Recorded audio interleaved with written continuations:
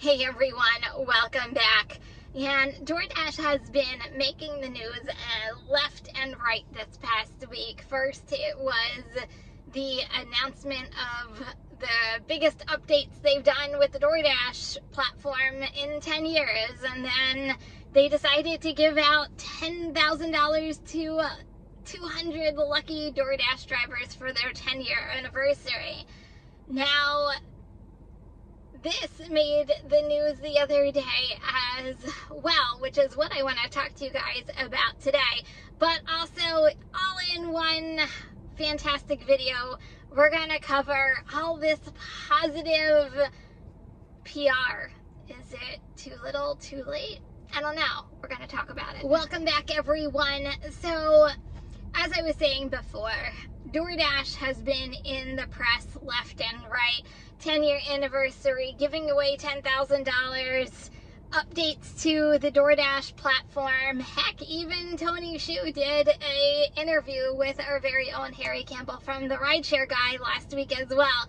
So all of this positive press, is it too little, too late? Well, I'm going to get into that a little bit later, but what I really want to talk to you guys about right now is this article right here, where Andy Fang, who is also a co-founder of DoorDash, who is, by the way, a billionaire, he decides to go dashing once a month, a part of the Wii Dash program that DoorDash has. If you guys don't know what that is, DoorDash requires all of its salaried employees to do DoorDash to really see what is going out in the DoorDash world from the Dasher's perspective.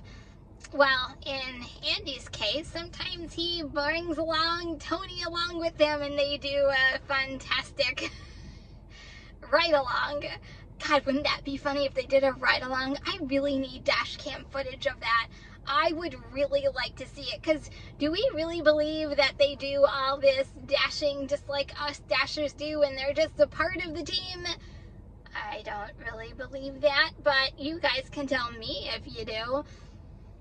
So, in the latest dash that Andy did, he learned that GPS isn't always accurate because GPS brought him to the wrong address. Oh, I also didn't mention that besides being the co-founder, Andy is also the chief technology officer. So I call this poetic justice that GPS brought him to the wrong address of the restaurant. He says that they have things to improve on. Yeah. Andy, there is definitely a reason why I don't use in-app GPS and I rely on Apple Maps or Google Maps. I'm just saying. But picture this. Can you imagine if one of these guys, Tony or Andy, decide to show up at your house to deliver your food? Man, wouldn't you like to give them an earful? I know I would. Like, hey Andy, since you're the chief technology officer, why does your app glitch so darn much? Oh God, I feel like I can go on and he would be stuck at my house for hours. Just me chewing his ear off. Yeah, that would be fun. So let me know, what if these two guys, fantastic gentlemen, decided to grace your house with their presence and their delivery, what questions would you ask them or what would you tell them? Yeah, let's get the conversation started in the chat right now because I think it would be very interesting. So all this positive PR and press and, DoorDash being in the news, I feel like nonstop last week. I feel like they're like, we need to shed some light on how wonderful DoorDash is. But are they really fooling anybody? In my opinion, and guys, this is just my opinion only, I feel like a lot of Dashers have such a negative opinion on some of the practices that DoorDash does, or even the way they treat us Dashers.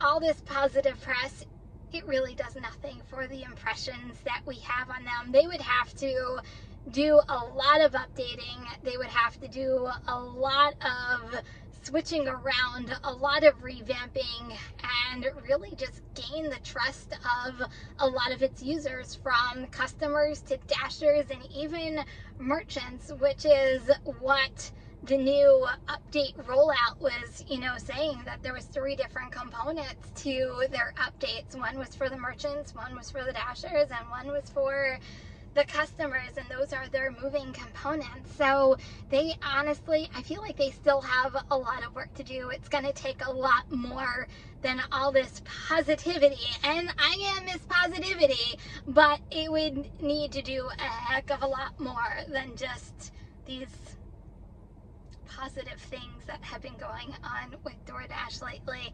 Updating their app, changing their app. Oh God, I feel like I can go on and on and on. So you guys are gonna have to let me know, did any of this positive press in the past week change your mind on DoorDash and the way that you feel about them? Did you say, well, thanks DoorDash for all these updates, it completely changed my mind, and what I thought negatively about you, I now think positively about you? Or, no, DoorDash, you're just not doing it for me now. You're not going to do it for me in the future unless you do some drastic changes. So you guys are going to have to let me know what you think about all of this positivity, even though we all know deep down inside how positive really is it. And guys, I just wanted to come out here and share some light onto what's going on with DoorDash this past week.